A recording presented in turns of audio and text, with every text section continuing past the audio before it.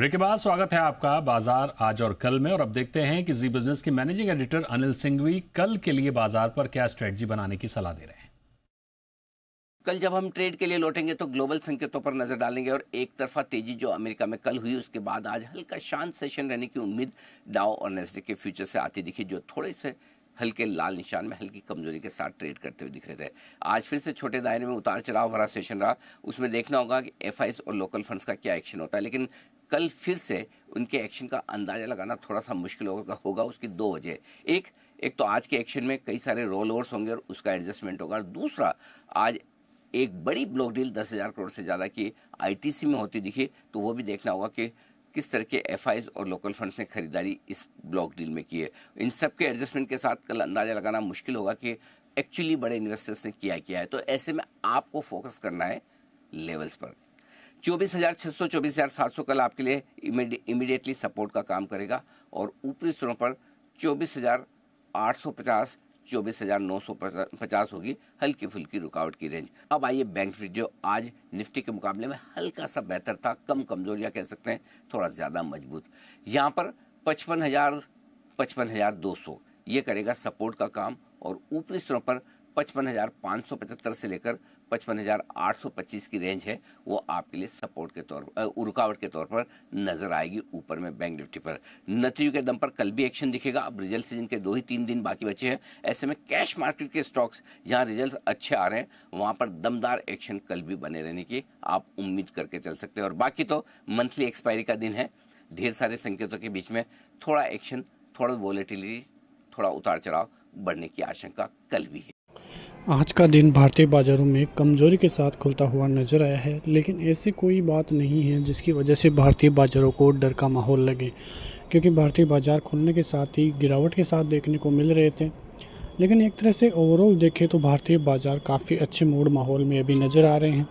एक रेंज में जो कि 24,500 से लेकर 25,000 की रेंज है, वहाँ तक बाज़ार काम करते हुए नज़र आ रहे हैं। लेकिन एक चीज़ गौर करने वाली रहेगी, हम लगातार बात कर रहे हैं एफआईएस की, कि भारतीय बाज़ारों ने यदि एफआईएस का रुख किया, एफआईएस ने भारतीय बाज़ारों की तरफ रुख किया, तो आप देख सकते हैं कि टोटल 3 लाख करोड़ से ज़्यादा की सेलिंग भारतीय बाज़ारों में वो पहले से कर चुके हैं, और उसका 25% भी भारतीय बाज़ारों में आता है, यानी कि लगभग 75,000 करोड़ से 1 लाख करोड़ फिर से भारतीय बाज़ारों में आता है। तो आप अनुमान लगा सकते हैं कि भारतीय बाज़ार किस दिशा की तरफ निकलते हुए नज़र आएंगे, कितनी ज़बरदस्त तेज़ी वहाँ पे होती हुई नज़र आएगी। आज भी एफआईएस ने करीब 4,600 करोड़ से ज़्यादा का माल भारतीय बाज़ारों में ख़रीदा है। वहीं डीआईआईज लगातार बाइंग के बीच फिर से लगभग 7,900 करोड़ की बाइंग का आंकड़ा आज फिर से आता हुआ दिखाई दिया है, जो साफ दर्शाता है कि एफआईएस फिर से भारतीय बाज़ारों की तरफ इंटरेस्ट लेना चालू कर चुके हैं। जब सितंबर अक्टूबर के महीने में भारतीय बाज़ारों से एफआईएस ने माल बेचा था, तो वो एक बहुत ज़बरदस्त स्थिति थी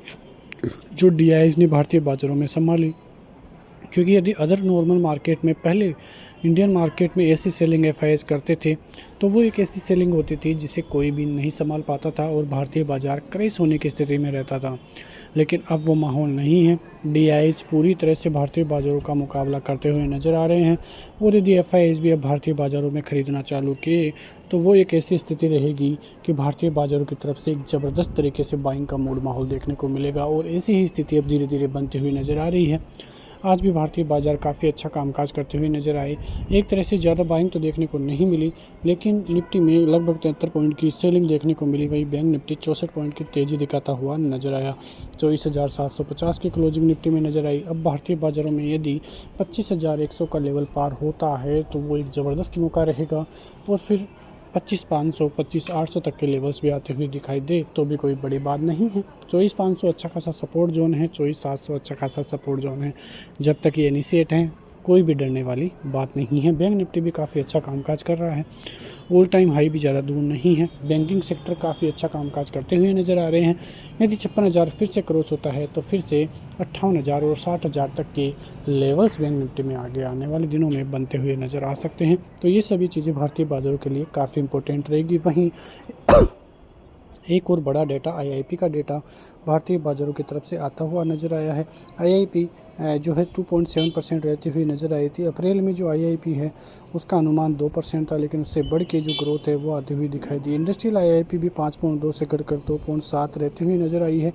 और जो रिवाइज्ड आईआईपी है 3.9 से घटकर 2.7 ही रहती हुई नज़र आई है। तो आईआईपी की तरफ से थोड़ा बहुत कमज़ोर जो है आंकड़ा जो है यहाँ पे पेश होता हुआ नज़र आया है। तो ये सभी खबरें कल आपके लिए काफ़ी इंपॉर्टेंट रहेगी। फ़िलहाल ऐसी कोई न्यूज़ नहीं है जिसकी वजह से भारतीय बाज़ारों में कोई ज़्यादा नुकसान उठाना पड़े या कोई ज़्यादा गिरावट का मूड माहौल देखना पड़े। मिलते हैं नेक्स्ट वीडियो में, तब तक के लिए जय हिंद।